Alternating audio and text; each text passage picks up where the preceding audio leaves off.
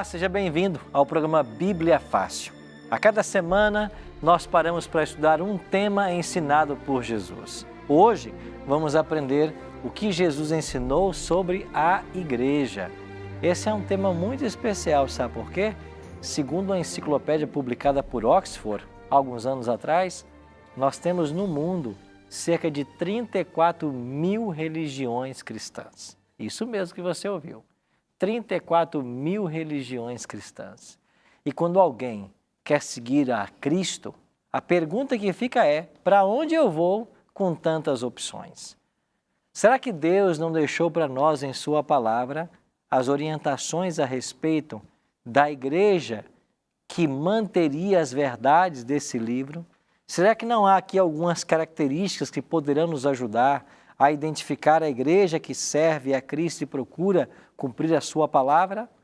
Pois esse é o desafio para mim e para você hoje. Nós voltarmos para esse livro e tentar entender como Deus permanece em todo o tempo com um povo aqui na terra. Pegue sua Bíblia e se junte a nós nesse estudo.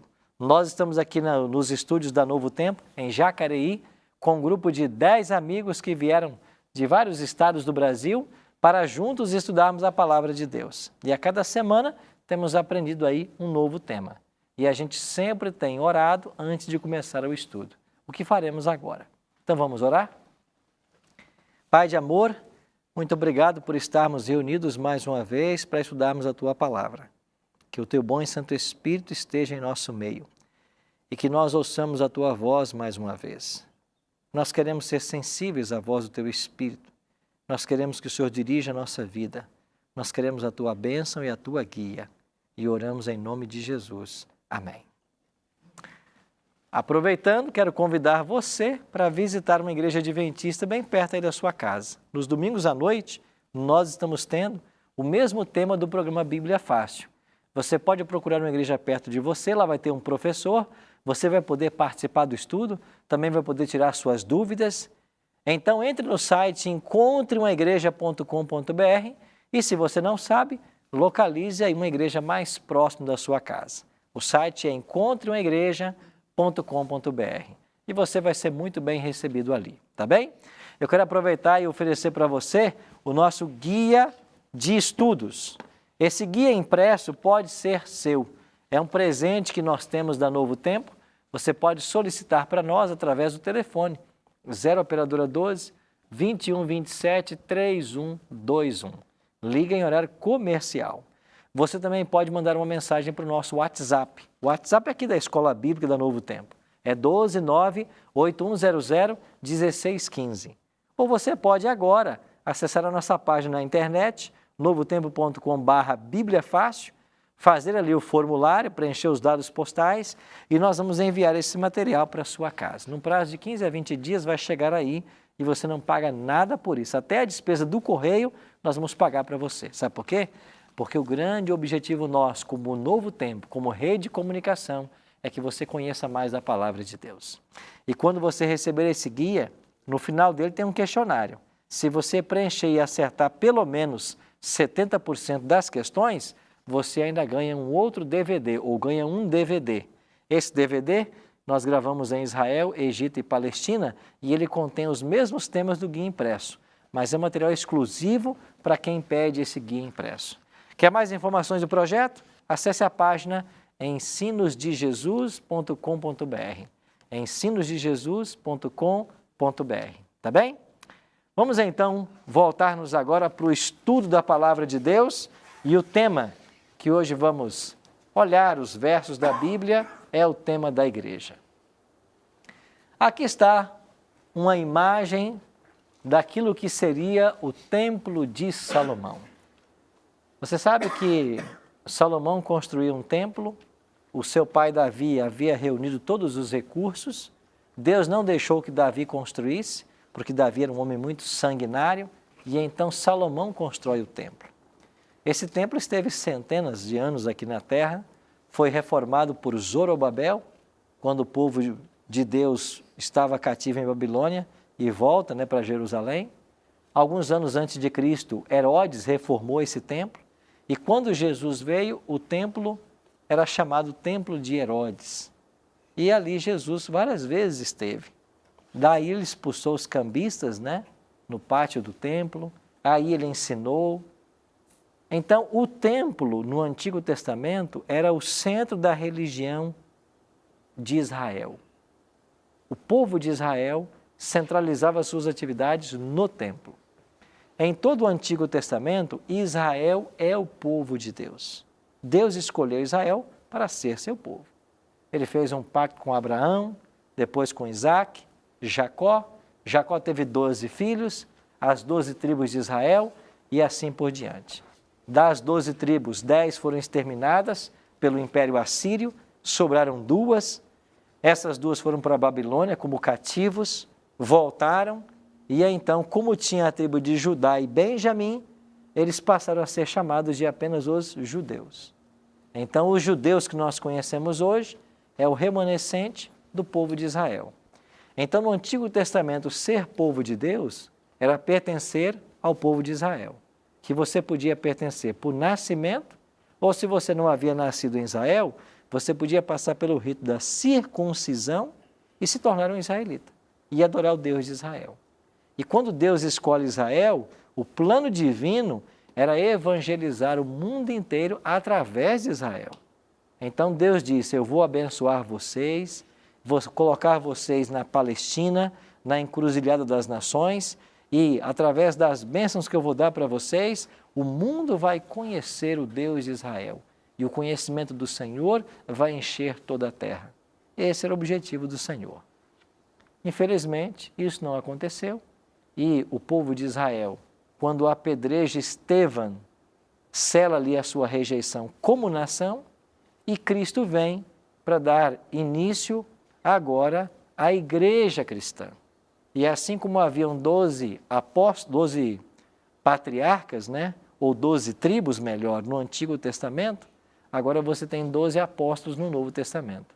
Agora Cristo funda o novo Israel, ou Israel espiritual. Sim, Pedro?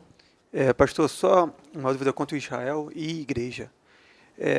Eu aprendi que são coisas distintas, que o Novo Testamento, a promessa que Cristo fez, que Deus fez, se trata a igreja, né? E Israel é uma outra promessa. Mas eu vejo que a doutrina adventista meio que confunde as duas, como se fôssemos os salvos serão o novo Israel. Será um novo Israel, virá um novo Jerusalém, mas meio que confunde a igreja e Israel. E a doutrina que eu aprendi separa. A igreja é uma coisa, promessas para a igreja e promessas para Israel que foram interrompidas, cessadas, e após voltarão. Mas é isso mesmo. No Antigo Testamento, a nação que Deus escolheu foi Israel. O povo de Deus é Israel. Só que como eles rejeitaram o Messias, Cristo, através dos apóstolos, dá início à igreja cristã. Dentro da igreja cristã, você tem judeus, tem gregos e tem gentios. Então, a igreja cristã agora é um movimento aberto. Qualquer pessoa pode se tornar membro da igreja cristã, pode seguir Jesus. Então, a partir de Cristo, nós temos a organização de uma igreja, o que a gente chama de igreja cristã, porque segue a Cristo. Então, as promessas que foram feitas para Israel, elas não se cumpriram, porque Israel não viveu à altura do ideal que Deus tinha para eles. Agora, Jesus vai organizar a igreja. É que a grande diferença dessa doutrina que me foi ensinada é que a igreja será aquela que estará no céu e o Israel será quem habitará a nova Jerusalém. Não. O que a Bíblia nos ensina é que qualquer pessoa pode ser salva. Qualquer judeu, qualquer israelita pode ser salvo. Só que hoje Deus não tem mais um povo, uma nação, como tinha no Antigo Testamento. Ele organizou uma igreja. E agora esta igreja tem a função de se espalhar pelo mundo e evangelizar o mundo, convidando as pessoas para se unirem à igreja adorando o Deus verdadeiro. Essa é a função. Mas nós vamos entender melhor um pouquinho esse assunto agora. Vamos começar com Mateus 16. Quem é o fundador da igreja cristã? A igreja cristã foi fundada por quem? Mateus 16, 16 e 18. Respondendo Simão, Pedro disse, tu és o Cristo, o Filho do Deus vivo. Verso 18, também eu te digo que tu és Pedro, e sobre esta pedra edificarei a minha igreja, e as portas do inferno não prevalecerão contra ela. Por que eu trouxe esse texto para nós aqui agora? Porque muitas pessoas confundem ao lerem esse texto, achando que Pedro é o fundamento da igreja. E Pedro não é. O que o texto está dizendo, nas palavras de Cristo, é: tu és Pedro, e sobre esta pedra, ele mesmo, edificarei a minha igreja. Se você vai para o original grego, o texto diz claramente assim: tu és Petros, e sob esta Petra edificarei a minha igreja. Petros, o nome de Pedro, significa um pequeno seixo, um seixo que rapidamente ou facilmente se esfarela. Petra significa rocha. E esse termo Petra do grego é aplicado a Cristo, a pedra angular, que foi rejeitada pelos construtores. Então, parafraseando, Cristo teria dito: tu és Pedro, mas sobre Cristo, a pedra, eu edificarei a minha igreja, e as portas do inferno não prevalecerão contra ela. Então a igreja cristã foi organizada sobre o próprio Cristo. E nós vamos ver outros textos onde os próprios apóstolos reconhecem isso. Simone? Baseada em que a Igreja Católica diz que ela é a única igreja que veio, que é uma igreja que Cristo deixou. Baseada em que eles falam isso? Um dos textos é esse aqui, porque eles querem aplicar que a pedra aqui sobre a qual a igreja seria construída é Pedro, e que Pedro teria sido o primeiro Papa. Então, e a Pedro foi dado as chaves do reino dos céus. Então, esse texto é mal interpretado para se colocar Pedro como sendo o primeiro Papa. Veja, primeiro, Pedro não foi Papa. Segundo, se você quer buscar alguém proeminente dentro do cristianismo, dentro dos 12 pelo menos, no livro de Atos, quem vai assumir a presidência do conselho em Jerusalém é Tiago, não é Pedro. Você então tem um problema, se você quiser dizer que ele é o primeiro Papa. Então, a igreja usa esse texto para tentar dizer que é a igreja que foi organizada naquele momento. Cristo está organizando a igreja cristã. Ele é o fundamento dessa igreja. E Cristo deveria sempre ter um povo em todas as eras, como de fato sempre tem. Um povo sincero a Ele em todas as eras da história. É que eu já vi realmente, né, confirmando com Simone, algumas pessoas quando tratarem desse versículo dizer: Pedro, sobre ti edificarei a minha igreja. E não é esse o significado básico do texto. Olhamos, por exemplo, o que disse o apóstolo Paulo. Quem o apóstolo Paulo reconhece como fundamento da igreja? Efésios 2,19, assim, já não sois estrangeiros e peregrinos, mas concidadãos dos santos e sois da família de Deus, edificados sobre o fundamento dos apóstolos e profetas, sendo ele mesmo Cristo Jesus, a pedra angular, no qual todo o edifício bem ajustado cresce para santuário dedicado ao Senhor. Então, Paulo está reconhecendo que Cristo é a pedra angular. Ele é o fundamento da igreja. Bárbara? Pastor, quando o senhor iniciou, o senhor falou que lá tem uma passagem na Bíblia que Cristo ele fica, né, triste e até mesmo irado um momento pela aqueles cambistas, né, tá fazendo da casa de Deus comércio. Hoje nas igrejas, a maioria das igrejas hoje, elas fazem festejo na frente da igreja. Elas vendem de tudo na frente da igreja. Isso seria correto? Nós devemos entender que o local onde a gente dedica para adoração a Deus é um ambiente que deve ser guardado exclusivamente para essa finalidade. Então nós devemos cuidar. É claro que nós não podemos ser taxativos, né? Nós devemos cuidar com aquilo que está sendo feito com a igreja ou no pátio da igreja. Nos dias de Cristo, quando ele expulsa os cambistas que ali estavam, é porque eles estavam ali negociando animais e outras coisas, cobravam preços injustos, e muitos animais que eles estavam vendendo ali eram animais que não deveriam ser oferecidos no santuário, por terem problemas, etc. e eles estavam tentando de todas as formas, em nome da religião, lucrar com isso. Então a gente tem que cuidar muito com isso. Agora, não podemos ser taxativos nem generalizar, cada caso tem que ser olhado com muito cuidado, mas no ambiente que a gente dedica para a adoração a Deus, deveríamos ter muito cuidado, porque é um ambiente que a gente pensa ser dedicado para esse propósito apenas, certo? Paulo reconhece isso. E qual é o desejo que Cristo tem para a sua igreja? Paulo escreveu assim: para apresentar a si mesmo igreja gloriosa, sem mácula nem ruga, nem coisa semelhante, porém santa e sem defeito. Esse é o desejo que Deus espera, né, para a sua igreja. Nós tivemos aqui algumas perguntas em outras semanas a respeito da questão da obediência à lei, né? Pedro perguntou, né, se a pessoa consegue ou não obedecer. Olha o que Deus espera da sua igreja, que ela seja sem mácula, sem ruga, sem defeito. Esse é o desejo para a igreja. Agora, ser uma igreja sem defeito, santa, não quer dizer que não haja pecadores dentro da igreja. Não quer dizer que a pessoa não vai pecar. Nós temos que entender que santidade na Bíblia não é impecabilidade. Santidade não é impecabilidade. O crescimento em santidade não quer dizer que um momento ou outro você vai cair. A questão toda é que nós temos que evitar sempre nos apegar a Cristo.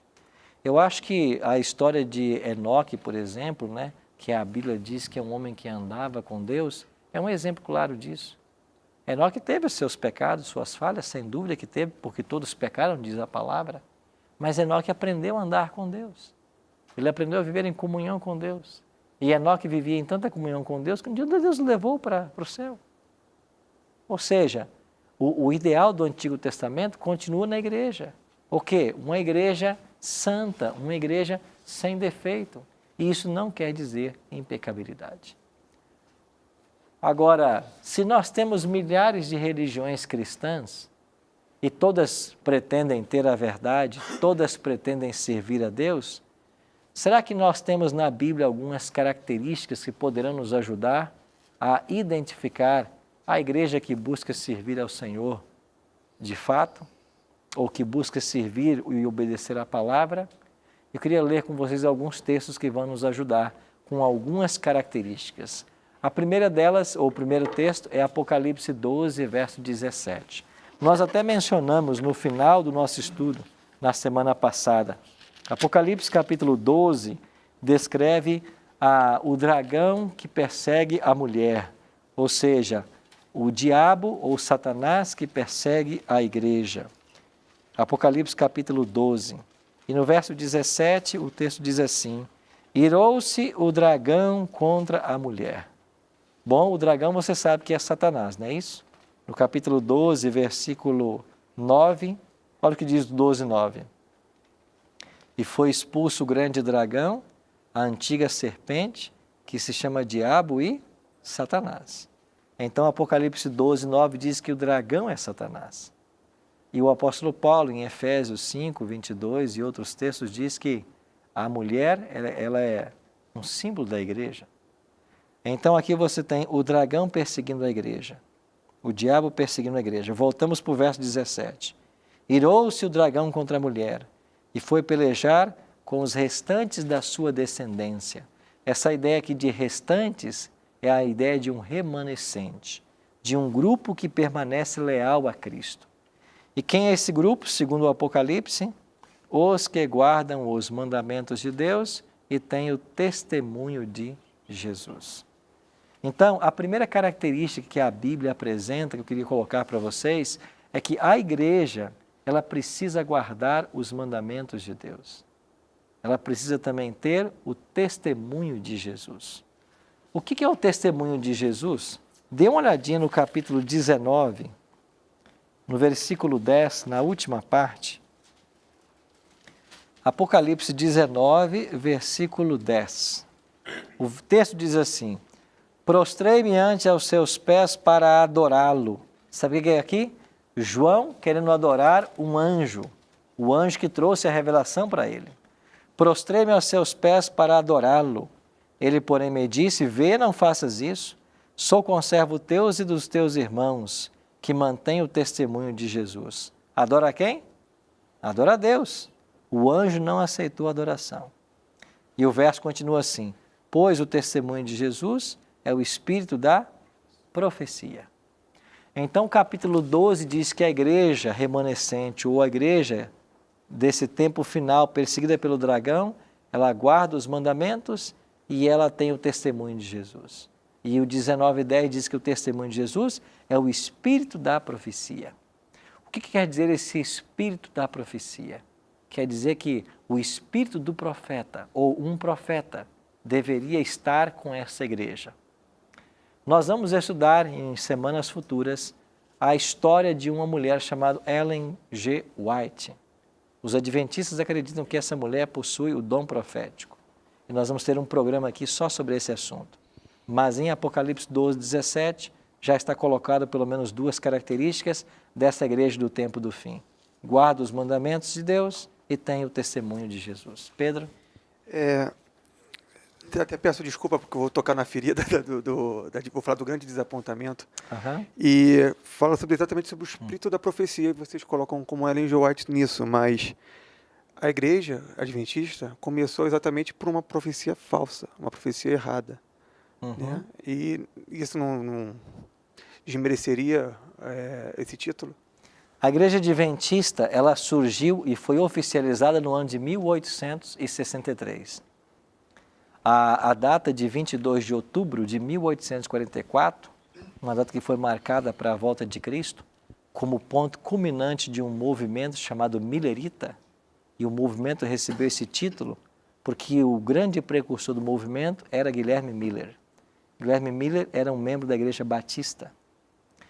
Miller disse, estudando as profecias de Daniel, que Jesus voltaria por volta de 43 ou 44. E quando a data foi se aproximando, eles começaram a pressionar Miller a respeito de uma data mais exata. E Miller não apresentou o dia 22 de outubro, mas um outro homem que participava do movimento, chamado Samuel Snow. Foi ele quem, estudando os calendários e os cálculos proféticos, chegou ao dia 22 de outubro de 1844. Eles esperavam que nessa data Jesus voltasse. A profecia de Daniel 8,14 diz que quando se passassem 2.300 tardes e manhãs, o santuário seria purificado. E eles entenderam que a purificação desse santuário seria a volta de Cristo à terra. E aí, quando chegou o dia, Jesus não voltou. Então, o grande desapontamento foi enfrentado por um movimento chamado Millerita. Agora, esse desapontamento deu origem a 3 grupos. Um que continuou marcando datas da volta de Jesus, até que desapareceu. Um segundo grupo, que se apostatou, não quis mais saber de religião, de Bíblia. E o terceiro grupo volta-se para a Bíblia. E eles entenderam depois de que a data estava certa, algo aconteceu no dia 22 de outubro, mas não era a volta de Cristo, mas era o início de uma nova fase do ministério de Cristo no santuário celestial. E esse grupo que chegou a essa compreensão, entendeu que essa experiência do desapontamento estava profetizada na Bíblia, em Apocalipse capítulo 10. Então, em Apocalipse capítulo 10, você tem a experiência de João, que recebe a ordem de comer um livrinho, que na boca seria doce e no estômago amargo. Essa experiência de o doce e amargo seria a expectativa da volta de Cristo e depois a falha em ele não ter voltado. Mas no versículo 11 do capítulo 10 é dito, é necessário que vocês ainda profetizem.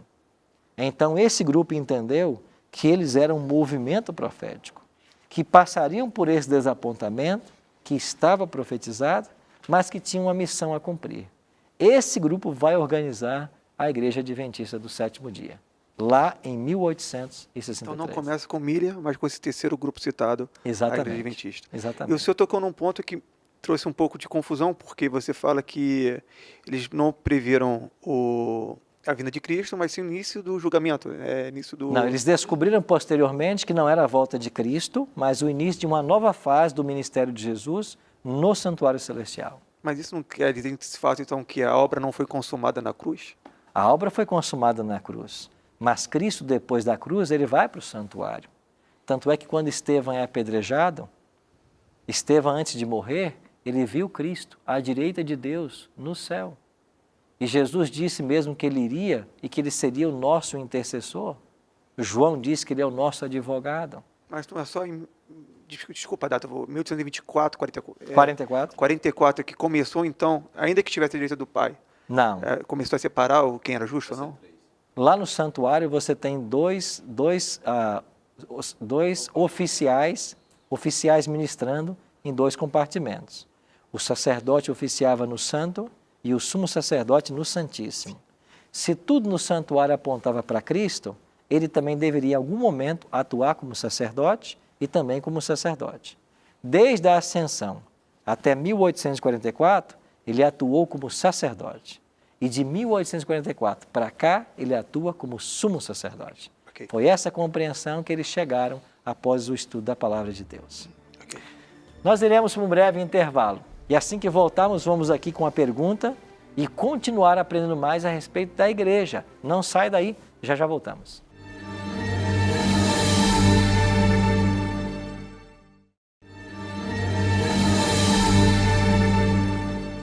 Estamos de volta com o programa Bíblia Fácil, hoje aprendendo mais sobre a igreja, o que Jesus ensinou sobre a igreja. Vimos em nosso primeiro bloco de que existem milhares de igrejas hoje, mas na Bíblia nós temos características da igreja verdadeira. Estamos estudando as 2 primeiras, de Apocalipse 14, verso 17, ou melhor, 12, 17. O diabo está irado contra a igreja que guarda os mandamentos de Deus e tem o testemunho de Jesus. Até aqui vimos 2 características.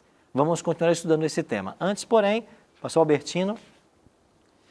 Pastor Arilton, antes até de fazer a pergunta que eu tenho para fazer, já que foi tocado aí no assunto do santuário celestial, nós ainda vamos ter em algum estudo algo que fale especificamente sobre o santuário celestial nos estudos posteriores? Não teremos. Não? Não, podemos entrar no assunto agora, se você quiser. Então, já que foi aberto aí esse assunto, eu gostaria de saber, que é algo que eu tenho muita dificuldade de entender, não que Cristo não seja o sumo sacerdote, ele é. Isso eu acredito que ele é desde que ele foi assunto ao céu, não desde 1844. Acho que desde que ele foi para o céu, ele já é o sumo sacerdote. E o que eu não consigo entender, até lendo o livro Sacerdócio Expiatório de Jesus Cristo, do Frank Holbrook, em quase todas as páginas, porque ele menciona isso, eu botava lá, não entendo o que no céu precisa ser purificado. Ok. O irmão poderia me explicar? O que no céu precisa ser purificado? Claro. No santuário terrestre, a gente até entende, porque o sangue era aspergido ali, sujava o ambiente, depois tinha que haver toda uma purificação, que era um ritual também para acontecer. Agora, no céu, eu não consigo entender o que no céu precisa ser purificado. Ok. A obra de Cristo, ela foi prefigurada em todo o sistema do santuário terrestre. Tudo que acontecia lá apontava de alguma maneira para o ministério de Cristo. A ovelha que lá morria apontava para o Calvário, a morte de Cristo. O sacerdote que recebia o pecador para que ele obtivesse o perdão, representava o sacerdócio de Cristo, que nos recebe como advogado. O sumo sacerdote, que uma vez por ano, no 10º dia do 7º mês, fazia juízo, representava o ministério de Cristo, sumo sacerdotal. Aí vem a sua questão. Ele sempre foi sumo sacerdote? Claro. Ele é sumo sacerdote segundo a ordem de Melquisedeque, mas ele também exerce as funções sacerdotais. Por quê? Porque no ano 31, quando Jesus é assunto aos céus, ele vai para o santuário, ele lá começa uma obra de mediação. E a obra de mediação não era feita pelo sumo sacerdote, era feita pelo sacerdote. Ainda que o título dele seja de sumo sacerdote, mas Cristo também é chamado de sacerdote na Bíblia, então ele do ano 31 até 1844, ele atua como sacerdote. Ele não atua como sumo sacerdote, porque o sumo sacerdote só atuava no dia do juízo. Isso quer dizer que haveria algum momento que Jesus tinha que cumprir o papel sumo sacerdotal e começar o juízo. Aí vamos para Daniel 8,14, que é a profecia que vai dar a data do início do juízo. Até se passarem 2.300 tardes e manhãs, O santuário será purificado. Essa purificação do santuário é uma alusão ao Yom Kippur, ao dia da expiação do santuário terrestre. É o mesmo termo. Assim como no 10º dia do 7º mês o sumo sacerdote vinha para fazer juízo, depois que se passassem 2.300 tardes e manhãs, Jesus tinha que começar um juízo. E este período profético, de acordo com Daniel 9, 24 a 27, começa em 457 a.C., o que nos estende até 1844. Então, no dia 22 de outubro, que é o equivalente ao 10º dia do 7º mês do calendário judaico, Jesus começa o juízo. Então, ele era sacerdote, ou pelo menos atuava como sacerdote, e agora atua como sumo sacerdote. Mas espera aí, se ele agora é sumo sacerdote, por que ainda hoje há também mediação? É porque ele acumula agora as duas funções. E por que acumula? Porque lá no santuário, no 10º dia do 7º mês, quando o sumo sacerdote entrava em cena, ele matava um carneiro para a expiação pelo seu pecado e depois matava um bode para a expiação do pecado do povo. Só que no 10º dia do 7º mês, enquanto ele estava fazendo toda a cerimônia de juízo, o que é que morria lá no pátio do santuário 9 da manhã e 3 da tarde? A oferta contínua, o cordeirinho. Então isso ensina que mesmo no dia da expiação ainda havia mediação para o povo de Israel. Quer dizer que mesmo depois de 1844, Jesus atuando como sumo sacerdote, ele ainda é advogado, ele ainda medeia por todos nós. E isso vai acontecer até que termine o juízo. Quando terminava o juízo em Israel, o sumo sacerdote saía, abençoava o povo e havia uma grande festa, que durava 7 dias, a festa dos tabernáculos. Quando Jesus terminar o juízo no santuário celestial, ele sai do santuário. Diz o Apocalipse, quando ele sair do santuário, o santuário vai encher-se de fumaça, ninguém pode entrar no santuário enquanto não se cumpram as pragas. Cairão 7 pragas e Jesus volta à terra para anunciar a salvação para o seu povo. Tudo prefigurado. Agora, por que é que o santuário celestial precisa passar por uma purificação? Não tem pecado, não tem pecado no santuário celestial, mas tem registro de pecado. O que é purificado no santuário é o registro do pecado do justo, que tem que ser apagado. Quando você peca, vimos algumas semanas atrás, os nossos atos vão para os livros de registros no céu. Esses registros estão no céu. Eles vão fazer parte do juízo. Quando o tribunal se assentar, os livros serão abertos. Então, a cena do juízo é uma cena em que o livro é aberto para que o caso seja estudado e o pecado perdoado. Então, esse perdão do pecado que é conferido significa o apagar o registro do santuário que eu cometi e era contra o pecador. Então, você não tem pecado no céu, você tem um registro do pecado do justo que vai ser apagado. É isso que tem que ser purificado no céu. Ok, então. Então não tem pecado no céu, Não. né? Porque eu pensei que o céu estava manchado com os meus pecados, Não. que são muitos, por O sinal. seu pecado não mancha o céu. registrados. Eles estão registrados. Ok. E o que tem que ser purificado lá é esse registro. Porque se esse registro não for resolvido, você não pode ser declarado justo e salvo. É por isso que nós precisamos de um advogado. Porque o meu pecado está lá. E agora, quando o meu nome é julgado e Cristo é o meu advogado, esse registro é apagado. Então, o apagar do registro é a purificação desse santuário celestial. Tá ok, pastor. E sabe o que existe mais belo em tudo isso? Você se lembra quando os profetas Ezequiel e Isaías falam a respeito de Lúcifer? Como caístes, ó querubim da guarda? Você sabe que essa expressão querubim da guarda é uma expressão usada para os anjos cobridores da Arca da Aliança. Então, Lúcifer, no seu estado antes do pecado, era um anjo que estava no Santo dos Santos, na presença do próprio Deus. Isso quer dizer que o pecado se originou no universo dentro do santuário. E aonde que o pecado tem que ser resolvido? Dentro do santuário.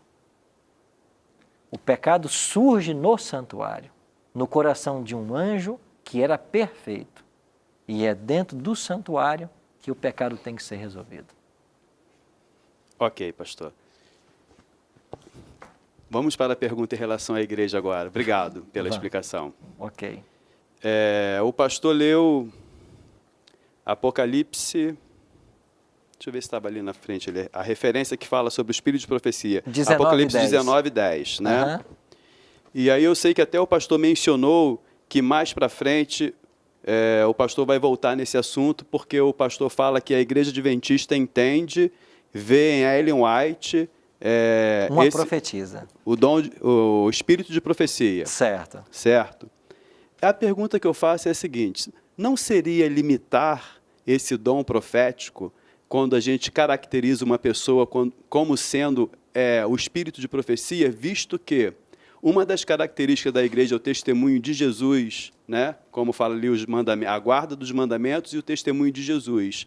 Em Atos dos Apóstolos, capítulo 1, versículo 8, a promessa, quando Jesus falando, recebereis poder ao descer sobre vós, veja, ele está falando para os discípulos, certo. Sobre vós o Espírito Santo, e sereis minhas testemunhas, tanto em Jerusalém, Judéia, Samaria, até os confins da terra. Então, Jesus, ele está fazendo essa promessa ali, está falando que o Espírito vai descer, que é o Espírito de profecia, não apenas em uma pessoa, né? Não seria limitar, falar que Ellen White, não sei se eu posso falar como tendo esse dom, talvez pudesse até ter, mas atribuir a ela ou aos seus escritos como o espírito de profecia, se o espírito de profecia é uma característica da igreja, não de uma pessoa em si, mesmo que ela faça parte da igreja. Ok? Nós não podemos limitar e não estamos limitando.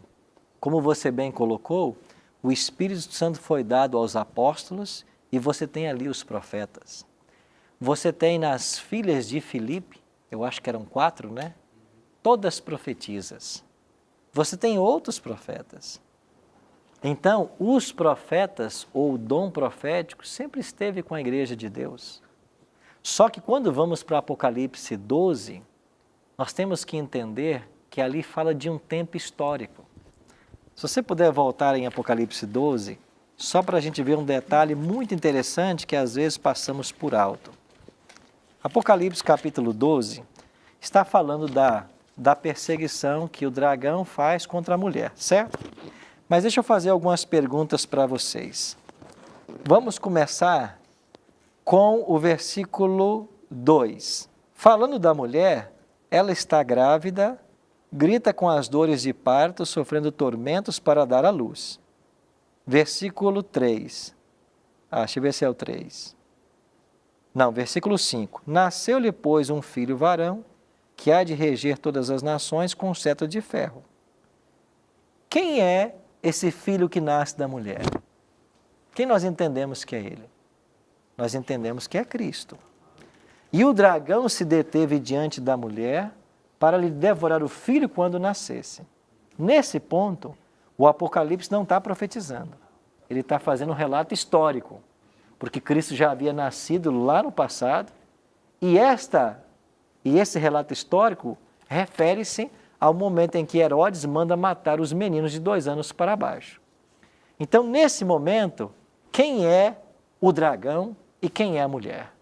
A mulher é a igreja cristã, que vai gerar o Messias. Quem é o dragão? O dragão é o diabo, mas ele nunca aparece como ele é. Ele sempre usa os seus agentes. Nesse caso, o dragão é o Império Romano, que tentou matar o menino Jesus, certo? Aí você avança no capítulo, vamos agora para o versículo 6, 12:6. A mulher, porém, fugiu para o deserto, onde Deus havia preparado lugar para que nela a sustentem durante 1260 anos. Ou dias, né? Que a gente entende ser anos. Agora, esta igreja, ela vai para o deserto. E, de acordo com a profecia, vai ficar 12 séculos lá. Aqui nós temos a igreja da Idade Média. Não é mais a igreja cristã, é a igreja da Idade Média. E esse período profético de 1260, nós podemos datá-lo exatamente de 538 a 1798. Então, quem é a igreja de Deus na Idade Média? São todos os sinceros, que não se submeteram aos decretos de Roma, mas ficaram com a palavra. Entre estes, podemos citar os valdenses, os albigenses, os huguenotes, Lutero.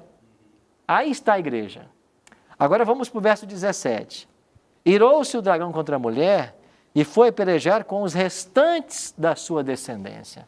Por que é restantes? Porque agora o Apocalipse está falando de uma igreja pós 1798. Não é mais o período dos 1260 anos. Deus levou a igreja para o deserto por 12 séculos, mas agora tem um remanescente. Agora, no período pós-Idade Média, que vai até 1798, tem que aparecer essa igreja. E essa igreja que vai aparecer, ela tem que guardar os mandamentos. E ela tem que ter o dom profético. Então, nós não estamos restringindo a Ellen G. White, mas pós 1798, foi a única pessoa que, feitos os testes bíblicos, a gente entende ser um profeta. Então, nós não estamos restritos a Ellen G. White, mas todo que pretende ser profeta tem que passar pelos testes da Bíblia. Quando a gente estudar sobre Ellen G. White, que vai ter uma lição só sobre os profetas, nós vamos conhecer os testes que a Bíblia me dá para aprovar o profeta. Então, é por isso que eu digo que nós não estamos restringindo, mas estamos falando de um momento específico da história em que essa igreja sai do deserto e tem que ter a obediência à lei e tem que ter o dom profético. Sim, mas o dom profético eu acredito que está na igreja, porque o dom profético ok. é o Espírito Santo. Sim, então vamos agora separar. A igreja tem também o dom profético. Agora, o dom profético são duas coisas. Você tem o dom do profeta, que é aquele que é chamado por Deus, que recebe revelações especiais, e você tem o dom de profetizar. Porque o apóstolo Paulo, quando lista os dons, ele fala sobre o dom de profecia. Só que o dom de profecia que Paulo está dizendo ali não tem a ver com o chamado de um profeta. O dom de profecia tem a ver com aquele que prega a palavra. Então, em termos de dons espirituais, todo aquele que prega a palavra, ele é um porta-voz de Deus, ele é um profeta. Mas não se trata de um profeta que recebe revelação especial, como receberam os apóstolos, por exemplo. Então, são coisas diferentes. O dom profético de Apocalipse 12, 17, 19 e 10 não é o dom espiritual de profetizar, que Paulo junta com 30 dons. Esse é você pregar a palavra. Então, você tem o dom de profecia quando você prega a palavra. Agora, o dom profético, manifestado como foi na vida de Ellen G. White, é diferente e se assemelha àquilo que aconteceu na igreja primitiva. Então, essa distinção nós temos que fazer. Certo? Certo. Como nós iremos ainda estudar sobre isso, sobre os profetas, né? Algumas questões que eu ainda tenho, deixaria para perguntar lá naquele momento adequado. A gente vai se Obrigado. aprofundar. Aqui, nossa vereadora. Pastor, por que Cristo diz que nem todos os filhos se reúnem na igreja visível? Porque hoje nós temos N igrejas. Acho que você está pensando num texto de João 10,16, né? Ainda tem ovelhas que não são do meu aprisco. Porque hoje, infelizmente, existem muitas teorias sendo pregadas. E as pessoas se espalharam. Então, nós precisamos compreender qual é a vontade de Cristo para fazê-la. Se você vai para o Apocalipse, o apelo de Apocalipse 18 é assim: sai de Babilônia, povo meu. E Babilônia, em Apocalipse, é um tipo da confusão religiosa que nós temos nos dias atuais. Então, essa confusão de igrejas, cada um pregando uma coisa, acaba sendo retratada como Babilônia no Apocalipse. E Cristo quer que a gente saia dessa confusão para viver apenas aquilo que a palavra ensina. Certo? Certo. Marcelo? O senhor, particularmente, talvez, essa pergunta, ou talvez até a própria doutrina do adventista, acredita, dentro desse versículo que a vereadora citou, o próprio Cristo disse assim, tem ovelhas que não são do meu aprisco. Essas ovelhas, você interpreta que Cristo está afirmando assim, que elas são as ovelhas que não estão, mas essas ovelhas precisam se converter, o verdadeiro evangélico, converter a palavra de Deus para realmente ser ovelha, tipo assim, Deus conhece todas as coisas. Será que ele não está dizendo isso devido a ele conhecer todas as coisas? Querendo saber se não, minhas ovelhas estão por ali, mas elas vão vir aqui. Vamos botar aquela 1 das 99. O senhor consegue captar minha pergunta? Sim. Deus tem pessoas sinceras em todas as igrejas. Isso é incontestável. Não importa a igreja que a pessoa esteja, se ela é sincera com Deus, ela é um filho e uma filha de Deus. Agora, como hoje nós vemos um cenário babilônico, o apelo de Cristo é que nós saiamos de Babilônia, da confusão, saiamos de um aprisco onde a palavra não está sendo ensinada. Então Jesus repreendeu severamente os líderes religiosos. Vocês erram não conhecendo as Escrituras. Eu tenho muitas ovelhas que não estão no meu aprisco, ou seja, elas estão por aí confusas com muitas coisas que não são bíblicas, com muitas tradições, muitos ensinos de homens. Então, eu vou reunir esse povo. E lá em João 10,16, ele disse que não é ninguém não, é ele. Eu reunirei as minhas ovelhas. Elas ouvirão a minha voz, disse Cristo, e sairão. Ou seja, é o próprio Cristo quem trabalha no coração do crente ou de qualquer pessoa, mesmo do não crente, para que ele entenda o plano da salvação, as verdades da Bíblia e o siga de fato. Então, o senhor está afirmando, na fé do pastor Arilton, na fé da Igreja Adventista, que o verdadeiro sincero se converterá à palavra, baseado no texto que o próprio Jesus citou, ou essa pessoa, um exemplo, se essa pessoa não se converter à palavra e morrer lá na Babilônia, como o senhor colocou, né? Quem somos nós para julgar quem vai ser salvo, quem não vai? O senhor acredita que o verdadeiro sincero vai converter a palavra? Todo sincero, ele sempre ouvirá a palavra. E aquilo que ele não conhece como verdade, Deus não vai cobrar. Mas quando ele conhece a verdade, ele toma uma posição. Ele fica do lado da verdade. Em toda a história foi assim. Os sinceros de Deus sempre foram marcados pela obediência à palavra, por seguir aquilo que Cristo orienta. Se ele não segue, ele deixa de ser o fiel. Ok? Certo. Eu quero passar mais duas características com vocês rapidamente. A igreja verdadeira, de acordo com a Bíblia, também seria um movimento mundial. Em Mateus 24:14, nós temos uma ordem do Cristo, né? Onde ele diz que será pregado este evangelho do reino por todo o mundo, para testemunho a todas as nações. A missão que Cristo tem para a igreja é uma missão mundial. E a missão de Cristo só pode ser cumprida se a igreja estiver em todas as partes do mundo. Então, a igreja tem que ser uma entidade mundial. Agora, se eu tenho uma igreja que surgiu num país e ela está restrita a esse país a vida inteira, se ela não tem o mundo como um campo missionário, como que ela espera cumprir a missão de Cristo? Então, a igreja verdadeira do tempo do fim tem que ser uma igreja mundial, porque a missão dela é mundial. E, finalmente, a última característica, a igreja, ela tem que ter, acho que eu pulei aqui. Ela tem uma mensagem singular a ser pregada. E a mensagem que essa igreja tem a ser pregada no tempo do fim são 3 mensagens angélicas que estão ou aparecem em Apocalipse 14, 6 a 12.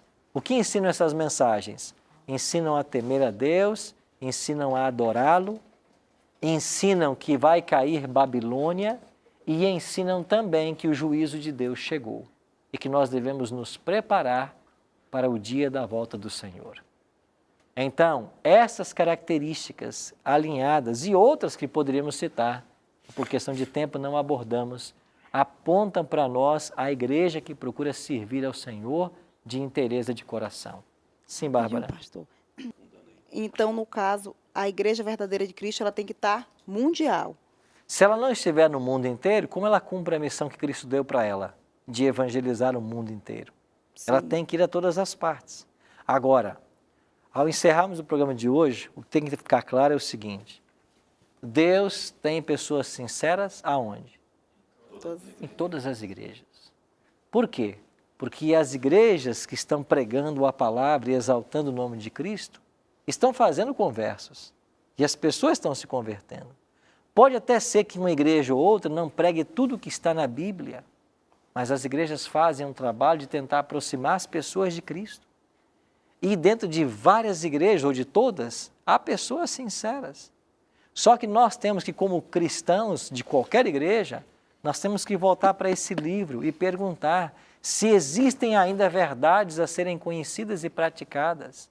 Nós não podemos estar acomodados com aquilo que ontem nós sabíamos, mas nós devemos a cada dia procurar crescer na compreensão do Evangelho, do plano da salvação, naquilo que Deus tem para nós. E então nós entendemos de que Deus tem uma igreja visível, uma igreja que tem essas características que eu mencionei, mas Deus também tem uma igreja invisível, espalhada em todos os movimentos, pessoas sinceras. E o que nós temos em Apocalipse é um chamado de Deus para que esta igreja que ainda está em Babilônia, ela saia de Babilônia e vai se cumprir João 10,16, que nós mencionamos aqui. Cristo diz: ainda tem outras ovelhas, não deixe aprisco, a mim me convém conduzi-las. Elas ouvirão a minha voz, então haverá um rebanho e um pastor. A obra de conduzir os sinceros não é obra humana, é obra divina. Cristo mesmo disse: a mim convém conduzi-las. Então é Cristo quem vai conduzir os seus fiéis. E qualquer pessoa que começa a estudar a palavra e compreende o plano da salvação, o Espírito é que está trabalhando com ele, para que ele vá cada vez mais para perto de Jesus, compreenda cada vez mais o Evangelho, viva plenamente aquilo que a palavra ensina. Então é Cristo que está chamando. Ele prometeu, ele vai conduzir o seu povo. Então, Cristo e a sua graça, o seu amor, vai atrair todas as pessoas. Não foi isso que ele disse para Nicodemos? Quando eu for levantado da terra, a todos atrairei a mim. Então, eu queria dizer para você o seguinte: Deus tem uma igreja nessa terra. Essa igreja, segundo a Bíblia, tem características. Ela tem que preservar e ensinar a vigência da lei de Deus. Ela tem que ter um profeta no seu meio. E nós vamos ver isso num estudo mais à frente. Ela tem que ser uma igreja mundial. Ela tem que exaltar as 3 mensagens de Apocalipse 14, 6 a 12, que são a mensagem para o tempo do fim. Tanto é que quando terminam as 3 mensagens, aí vem uma ordem para Cristo: passa a tua foice, ceifa a terra, pois chegou a hora de ceifar. O que é essa ceifa? É a volta de Cristo para recolher o trigo e queimar o joio. Então a última mensagem de Deus, antes que Jesus volte, são essas 3 mensagens. Aí eu pergunto para vocês, nós só vimos 4 características, mas você quer uma igreja que tem procurado exaltar a lei de Deus e a vigência dos mandamentos, inclusive o sábado? Você quer uma igreja que é um movimento mundial? Você quer uma igreja que tem um profeta moderno? Você quer uma igreja que está pregando as 3 mensagens angélicas? A igreja adventista é essa igreja. A igreja adventista é essa igreja. E ela nasceu no exato momento que a profecia mandasse ou previa que nasceria. Lá do desapontamento milerita, do dia 22 de outubro de 1844. Nasceu no exato momento que a profecia marcou. Agora, a igreja adventista está cheia de santos? Não. Tem pecadores na igreja como em qualquer outra igreja. Mas, pastor, então qual é o diferencial?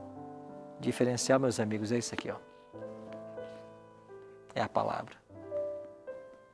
Porque tudo que está nesse livro, a Igreja Adventista prega. E tudo que nós pregamos está nesse livro. Você pode abrir esse livro do Gênesis ao Apocalipse e perguntar assim, o que é que vocês não ensinam aqui? Mostre para mim o que nós não ensinamos.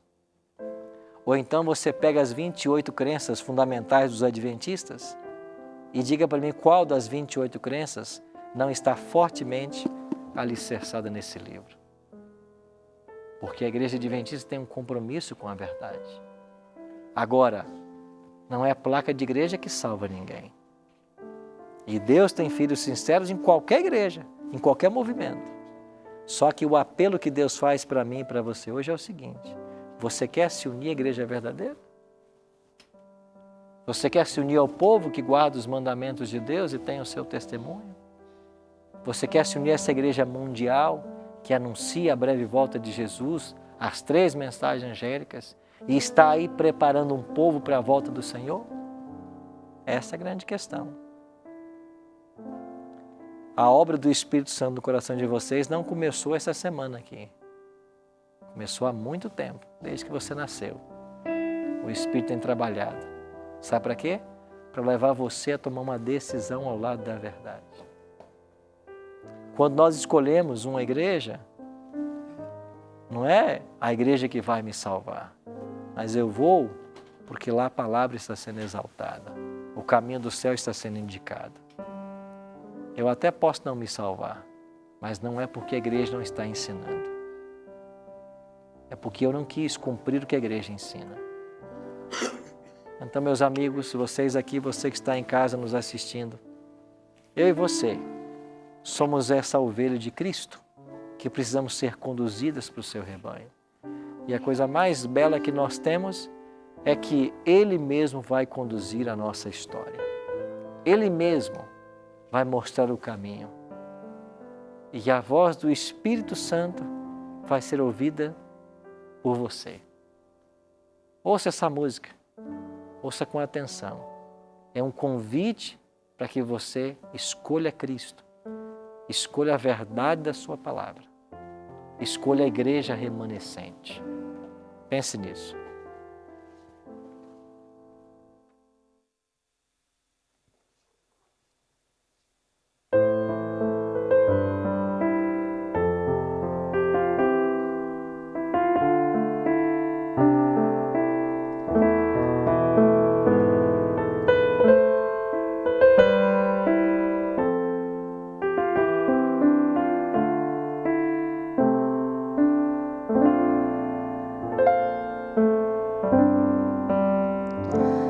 Não importa quão distante tens andado de Jesus, vence um pouco nesse instante, no poder da sua cruz.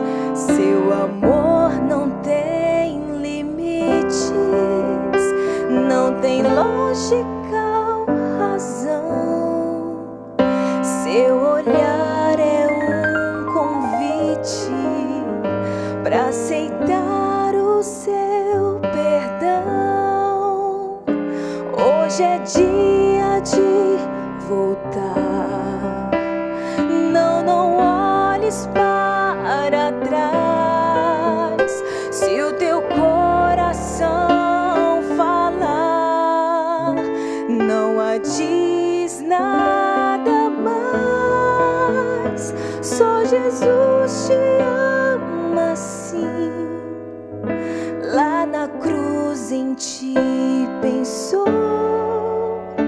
Tu és tudo para mim. Vem, meu filho, aqui estou.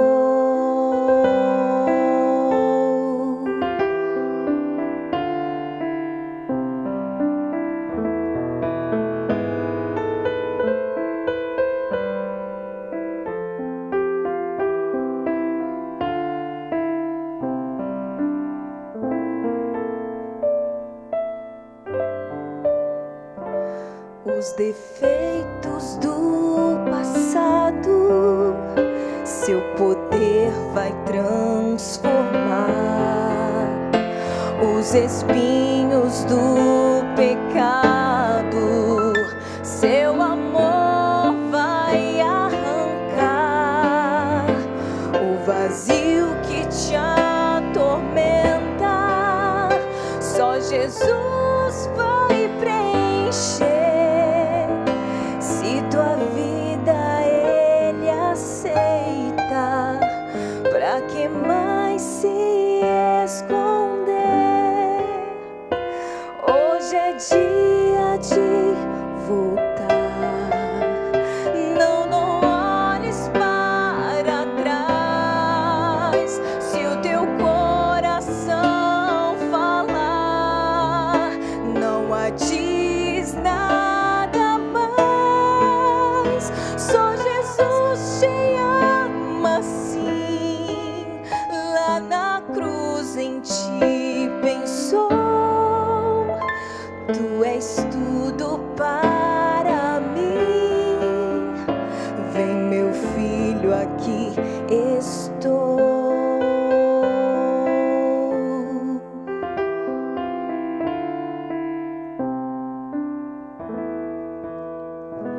É Jesus quem fala assim. Lá na cruz eu te esperei. Volta logo para mim. Todo tempo eu te amei.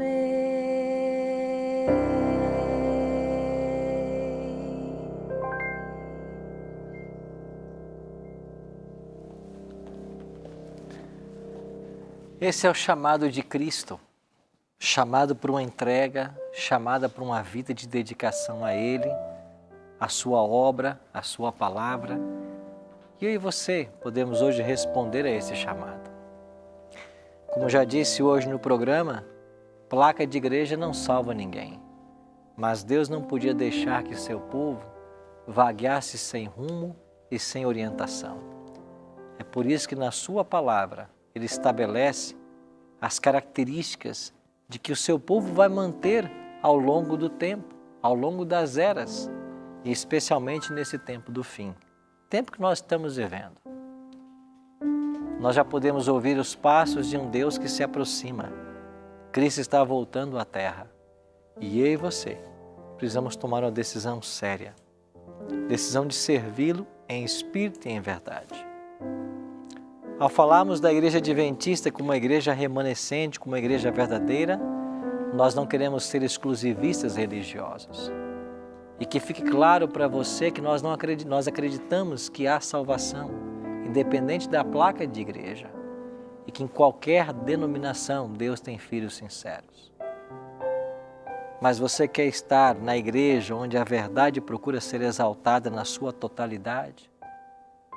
Você quer estar na igreja que foi levantada no tempo profético, de acordo com Daniel e Apocalipse? É um convite para que você seja um adventista. Nós somos uma comunidade de portas abertas. Qualquer um, quem quiser, pode ser membro nessa igreja.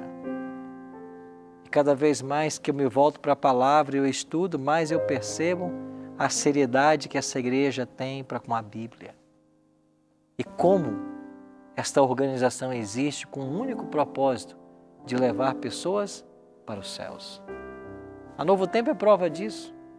Você não tem ideia de quantos milhões são investidos todos os meses para que a palavra de Deus chegue até você. Você não vai encontrar aqui ninguém mercadejando a palavra de Deus. Você não vai encontrar aqui ninguém preocupado em que você traga tudo que você tem para a igreja. Nós não queremos o seu dinheiro. Nós queremos a sua salvação. É isso que nós queremos. Por isso, meu amigo, se você tem o desejo hoje de se tornar um adventista e de se unir à igreja, eu tenho um convite para você. Acesse agora um site, decidimudar.com.br. decidimudar.com.br. coloque ali os seus dados e nós vamos chegar até você. Para quê?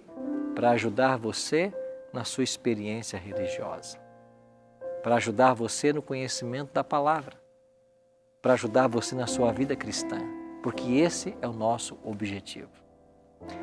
E vocês que estão aqui essa semana com a gente, nós temos o mesmo objetivo com cada um de vocês: ajudar vocês na caminhada cristã.